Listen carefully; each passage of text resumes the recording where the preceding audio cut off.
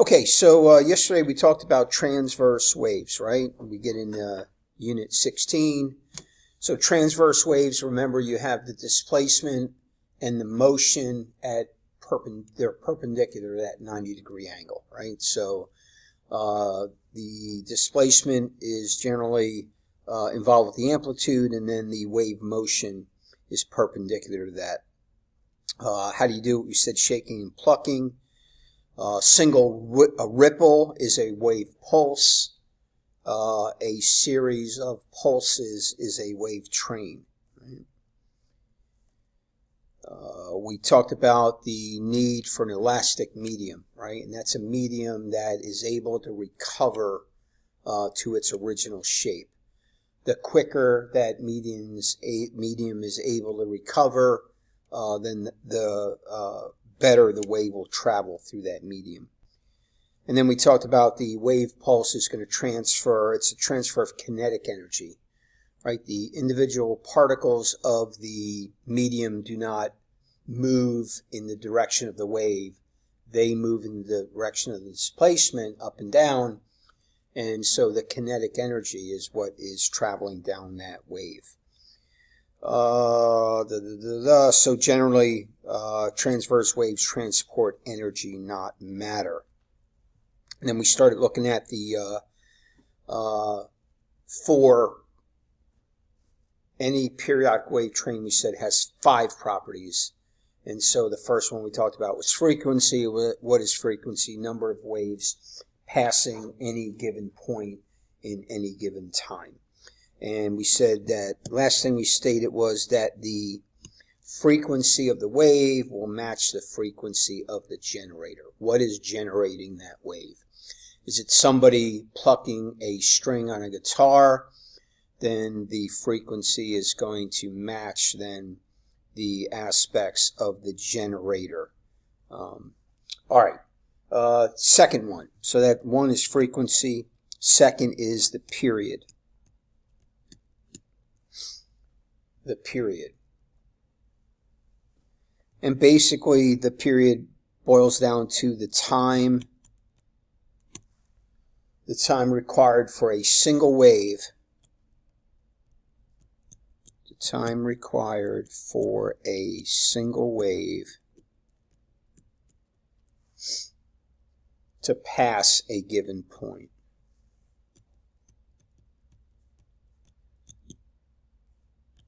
Time required for a single wave to pass a given point. And so that's one complete wave, and the formula is pretty simplistic. It's kind of a script T, kind of a script capital T. And it's just 1 over the frequency. We did. So 1 over the frequency.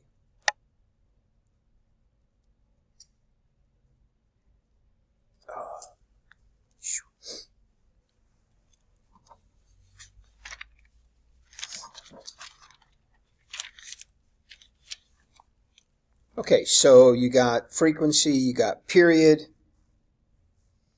Next up is speed.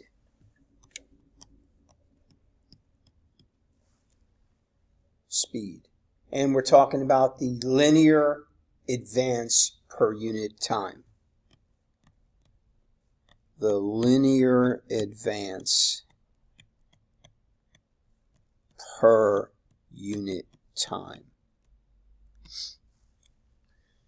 And we saw in the video yesterday, clearly the difference in the wave speeds there, as we looked at a couple different videos and a couple different aspects. And the speed is variable. So, A, couple aspects here. The speed will vary depending upon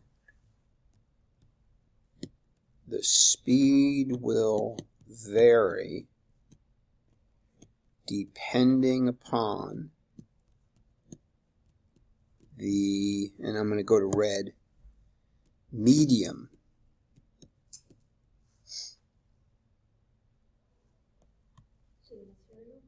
Yep. and and then I'll go to green, condition of the medium.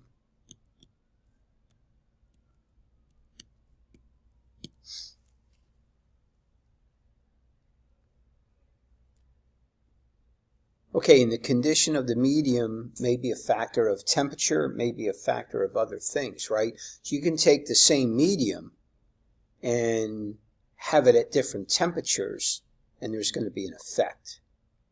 So temperature is a big one. So we'll do a couple things here. So B, and this is just something you should know. So deep water. So let's suppose we're talking about waves traveling in deep water and then shallow water.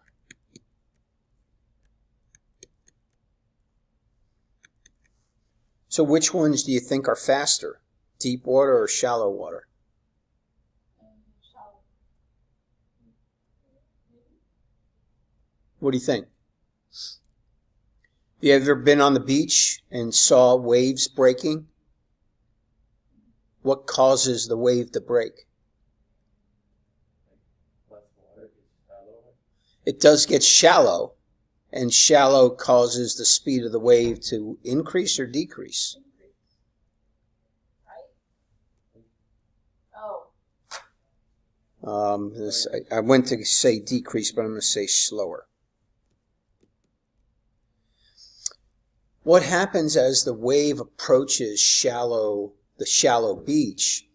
The wave slows down, and the other wave behind it, the waves get closer together, and as they get closer together, they mound up, and therefore then they get bigger and they break.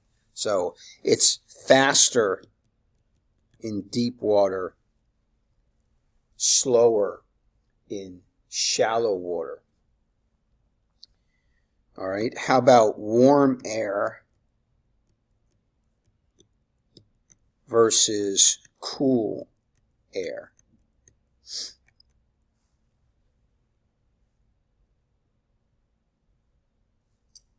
Faster in warm air or slower in warm air? It's faster. It is faster in the warm air and slower in the cool air. A good example of this is, and these days, of course, this isn't going to apply as much as it used to in the old days with all us old people. But, people used to listen to the radio in their cars all the time. And they would listen to AM or FM, right? And what would happen a lot, and people still do listen to radio, but not as much. What would happen a lot is at nighttime,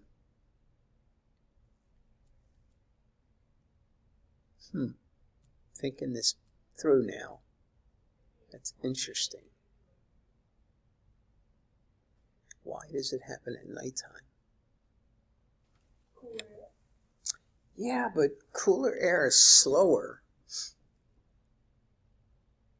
And warm air is faster. All right. Anyhow, I'll have to look into this and figure out exactly why. But what used to happen with the radio is, at nighttime you can get stations that you normally wouldn't be able to get from a whole lot farther away.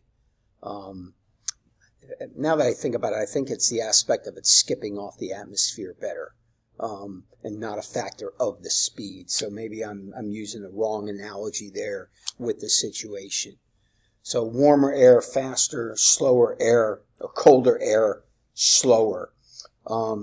Let's go to and then how about a rope? So with a rope or a string of that type, if you increase the tension, what do you think will happen to the speed? Increase or decrease? It'll increase the speed. So as you increase the tension, it'll increase the speed. All right, what is our formula? So V is velocity, nothing new there. We got a square root, and we've got F on top, and we got mu on the bottom.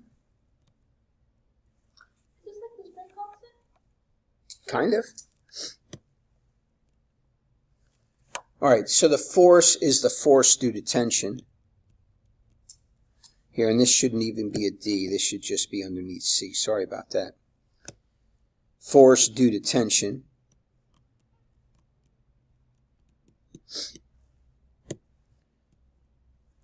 And mu is the mass per unit length.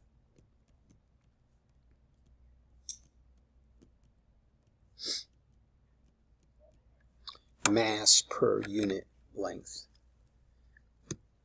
And all this ends up with then are units of meters per second.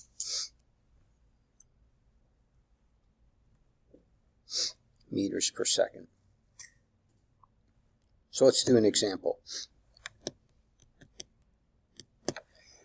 Oh, excuse me. All right, let's suppose we have a tension of 32 newtons.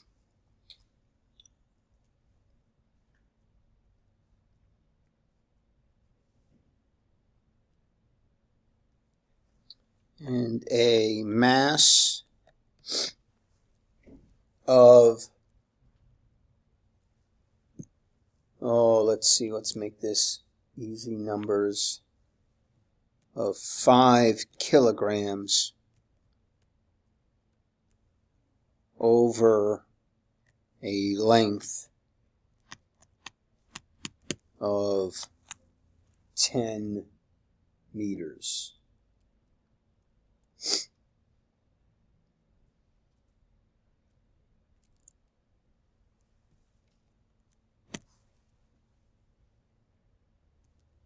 All right, find the velocity. Find V. Okay, so as always, been trying from day one to get you guys to start with your formula. Should be the first thing seen on your problems.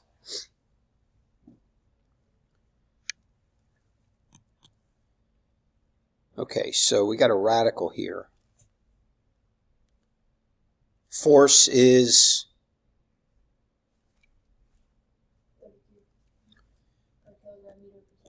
great. That's exactly what I was hoping.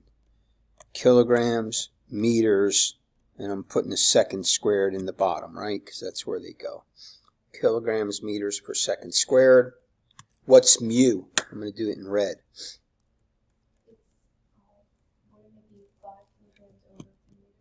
Correct. It's the 5 kilograms, and so being the 10 meters can go in the top, right?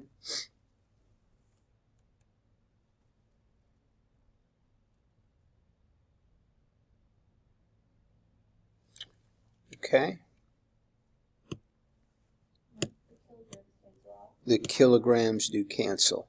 And then the meters become squared, and then the meters squared is x squared, which become meters. Right. So because we'll have meters squared and we're taking the square root, and we have seconds squared and we're taking the square root, then we're going to end up in meters per second. All right, so punch that out.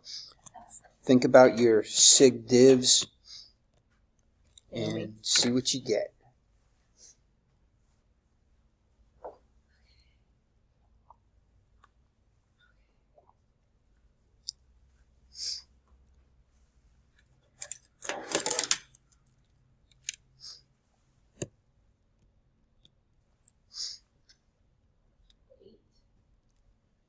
Just 8? Just 8. That's what I got. Just 8? Is that how you're going to write your answer? Yeah, I guess because we have 5 kilograms, right? So 8 meters per second. I don't even put the approximately. Exactly 8. Was it exactly 8? All right. Now, do you understand with this formula, we could give you the velocity, we could give you mu, and you could find the frequency from this formula?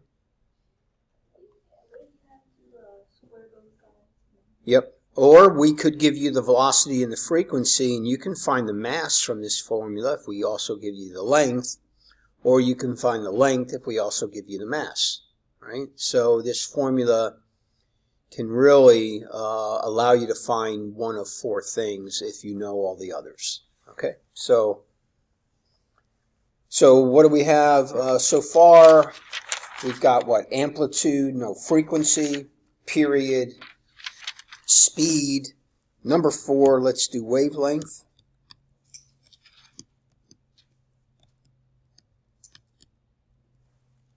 Wavelength. Wavelength is the linear distance of one wave. The linear distance of one wave.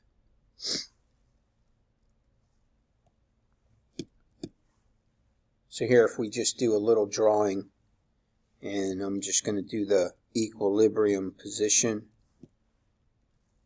and I'm just going to do a sinusoidal wave here. Ooh, not bad for me.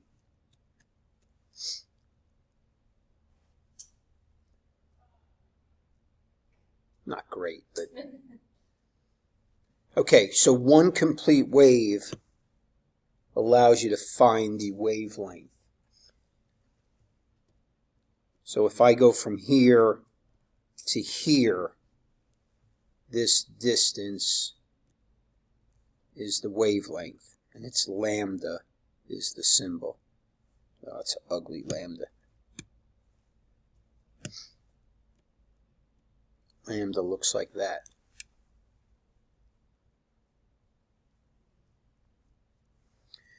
You could also go crest to crest. It would be the same value. You can go trough to trough, and if you do it well, it would be the same value. And you can go any point on the wave to that exact same point on the next wave, right? I mean, it's all the same.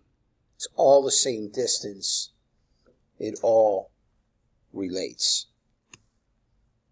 Okay, so when you're talking wavelength, then formula, and you should know this formula. I believe this is a memorizable one.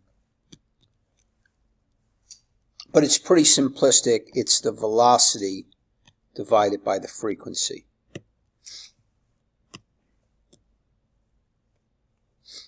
So the wavelength is the velocity divided by the frequency. Or, understand this as well, therefore the velocity equals the wavelength times the frequency.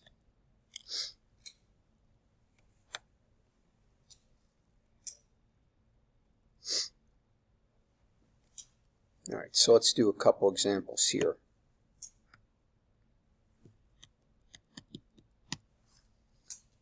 All right, let's suppose we've got 30.0 hertz.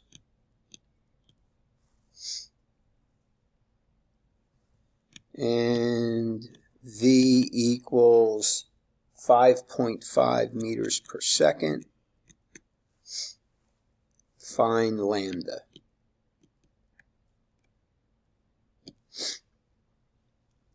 Pretty simplistic, right? I mean, we're just simply running lambda equals to 30.0 hertz per the 5.5 meters per second, right? So,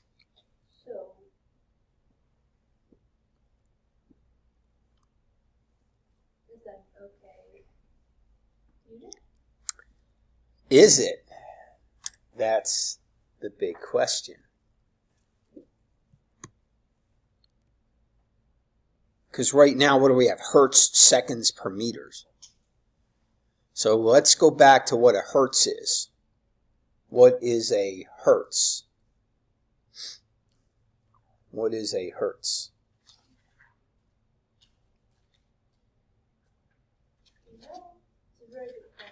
Wait a minute. Time out. Tweet! Boop! Come on, Kool-Aid drinkers. You guys just drank the Kool-Aid. You drank the Kool-Aid. Velocity goes in the top.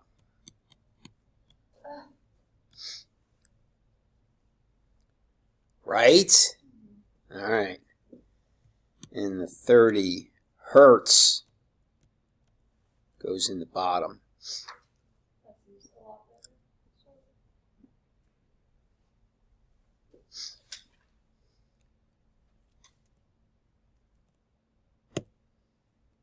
All right, so really what ends up happening is, and let's see, how can I justify this to you guys? Wavelength would be, what would we expect a unit of wavelength to be? It's meters. And hertz, probably the way to maybe help you with this is a hertz can be considered a cycle. I mean, technically it's a cycle per second. Right? So cycle per second, that will get our seconds to cancel. And we get a wavelength per every cycle, which is what we want, right? All right, so then it's just to punch it in.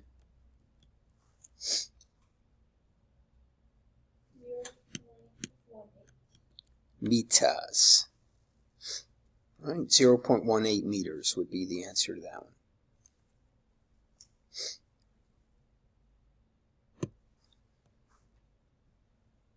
All right, so let's do one more example here. Let's suppose we have a wavelength equal to 3.0 times 10 to the negative third meters, a frequency of 150 hertz. You know what, I keep doing lowercase for most hertz is uppercase h with a lowercase z. Sorry about that. Why don't you find the velocity?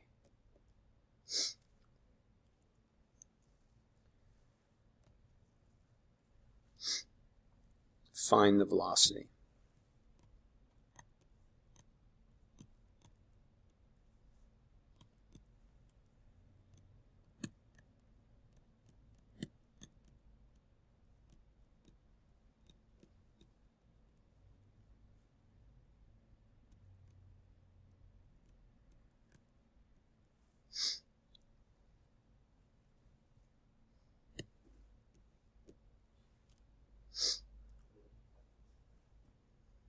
What do you think?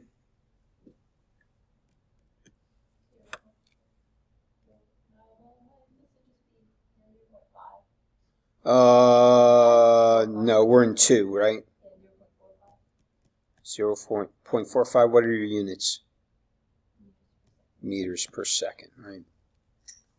We just disregard the cycles, and away we go.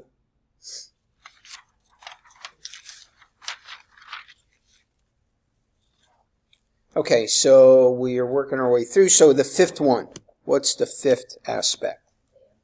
And it's the amplitude.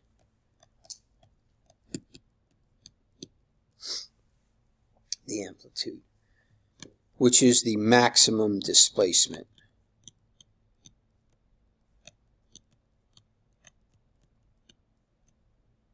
Maximum displacement.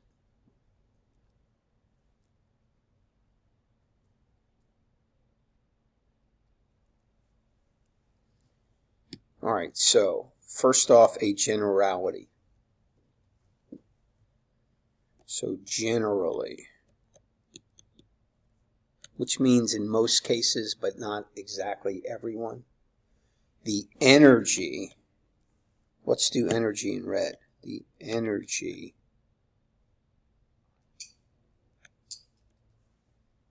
back to blue of a wave train at any given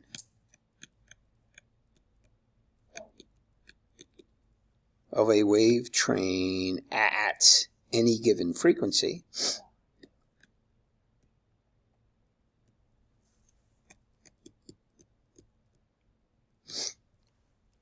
so we're dealing with energy is proportional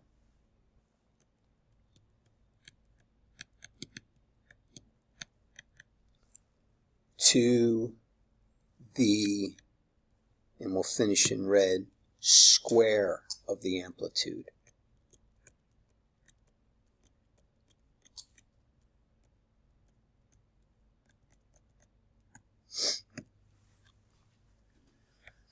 So you double the energy, you 4 times the amplitude. You triple the energy, you 9 times the amplitude, right? Because it's the amplitude squared, the square of the amplitude.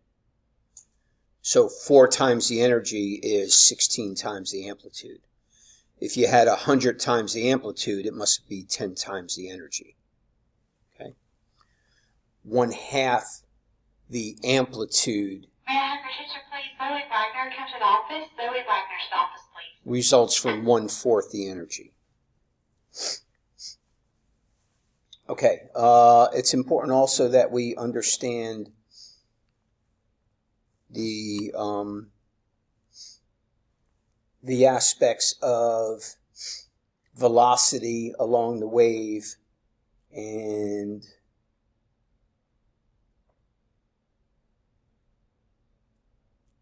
the acceleration and the PE. So let's give ourselves B here, a wave. That should be blue. So let's just give ourselves rest position. I'm going to, again, try to draw a good sinusoidal wave. Oh, well. I can never get them to look exactly the same.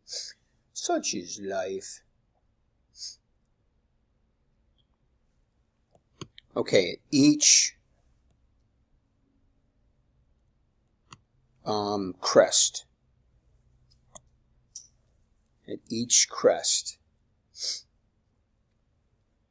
because we're getting a directional change from up to down, we get a 0 velocity.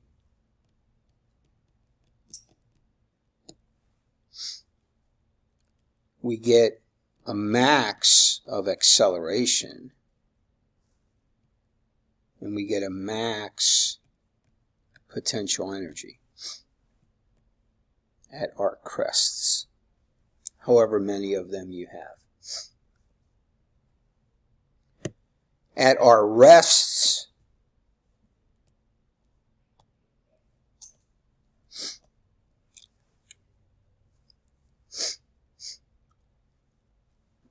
we get a max velocity, a 0 acceleration, and a 0 PE.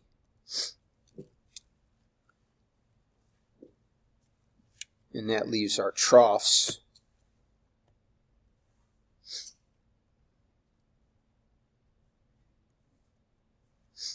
And at our troughs, we also get, I should have done it in red because it's the same. At the trough, you also get 0 velocity because we're getting a directional change, max acceleration, and max PE. So don't think up and down so much as think of just what the amplitude is, right? Displacement from the equilibrium, not a directional up-down. And that should help you with the aspect of max. Okay. All right. Got a couple more things to go, and we'll be done for the day. And we'll watch some videos at the end so I can turn it off and not get wiped out. All right. Number 5, straight line wave. So those were the 5 aspects. And number 5, straight line waves. Straight line waves. What's that? Yeah, well, what we mean is like a rope, a string, etc. Okay, and what we want to emphasize here is the aspect of them being one-dimensional.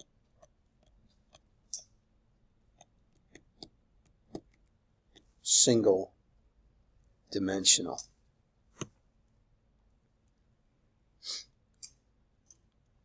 Next would be water waves.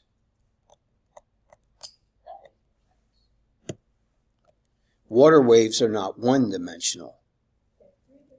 They're actually 2D. They're two-dimensional. Yeah, and we'll get more into water waves further on in the course, in the chapter, I think, or next chapter. I think later in this chapter.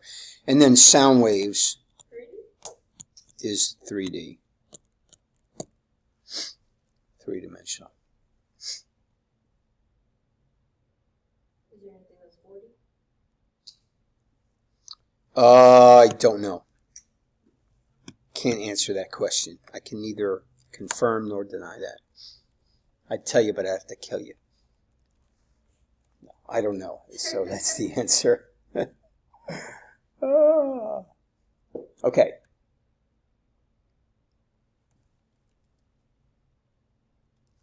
Circular waves are considered to be straight waves. Circular waves are considered to be straight waves when they are, and I'll finish in red, when they are a long way from the center of disturbance. A long way from the center of disturbance.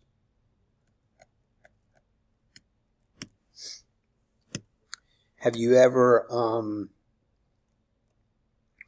dropped a rock in a pond and looked at the ripples? Right? And if you drop something in a pond, you're going to get these circular ripples coming out. The further and further and further away, if you go far enough, you're no longer going to distinguish a circular pattern. It's going to look straight at that point. It's just the reality of what happens over the distance. All right, so let me see. I think figure 16, 14. Do I have 14? I don't have it. All right, let's open up our books to figure 16, 14. Thought I had it, but I don't.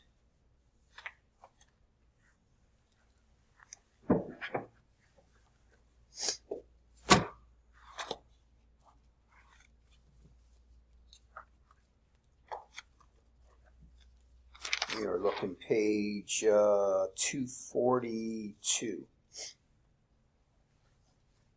242. So 1614 is that middle one there. You can see A and B. So, this is to simulate what's going on, and those waves are continually moving out as they go. But the further they go, they tend to flatten out and end up looking like a straight wave. Not that they're not completely around, that's not what we mean. It's not like the whole circle becomes one flat. What it means is the further and further out you go, the wave now begins to look like a flat wave, a transverse wave coming at you. I hope that makes some sense. The other illustration below, 14, is trying to illustrate the exact same thing. As the waves end up looking like plane waves. All right, clear as mud, I know. All right. That is the property, and that's what they talk about. And then C here is, or B here is, no, B, circular waves lose amplitude. So B, circular waves lose amplitude. Because the total energy remains constant. Because the total energy remains constant, but it's spread out over a wider area. But it's spread out over a, let's say, larger area.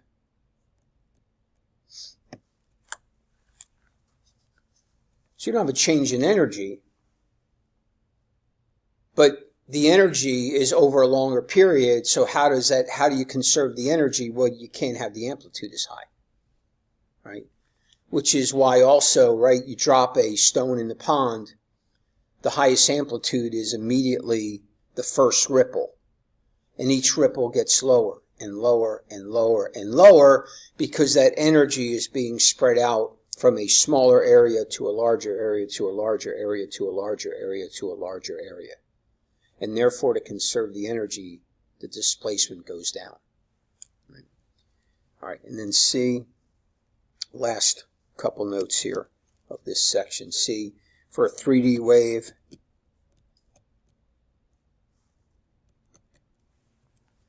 these are called spherical waves.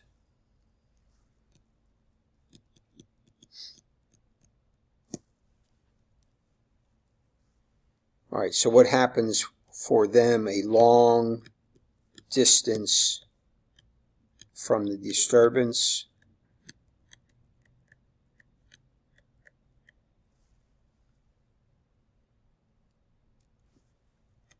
Implies there will be little curvature.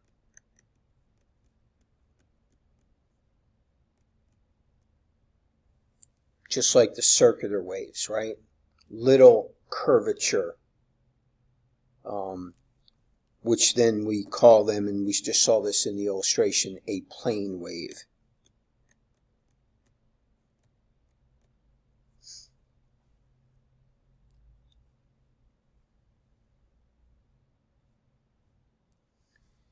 And the last thing we'll write here is sound from a distant trumpet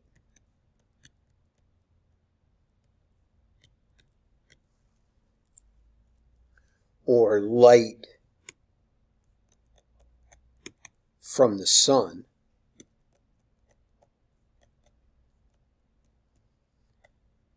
So what are we talking about in both of these? Long distances, right? Distant trumpet, the sun is far away, 93 million miles. So what happens in both of these cases? Then they're going to reach us as plane waves.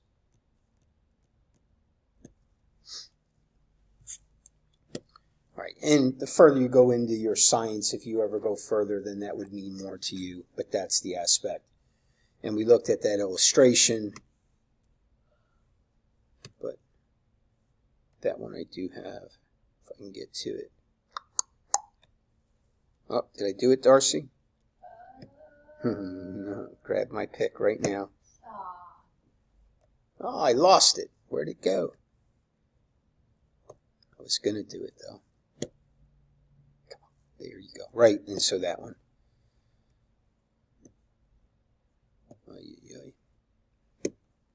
Okay, get away from that so I can do that. So I can do that. So I can do that. Perfect as mud. All right. Tomorrow you guys will have time in class to work through the homework. I do have some demos to show, but I think I'll wait till Monday and show them when Naomi is back, and that'll that'll shore up some of this material here. So what is the homework? Again, this is not due until Monday.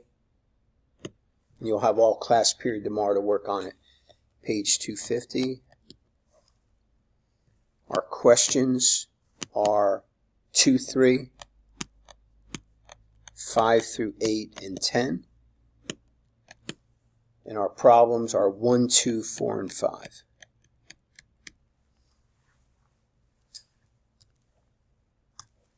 And that's all, folks.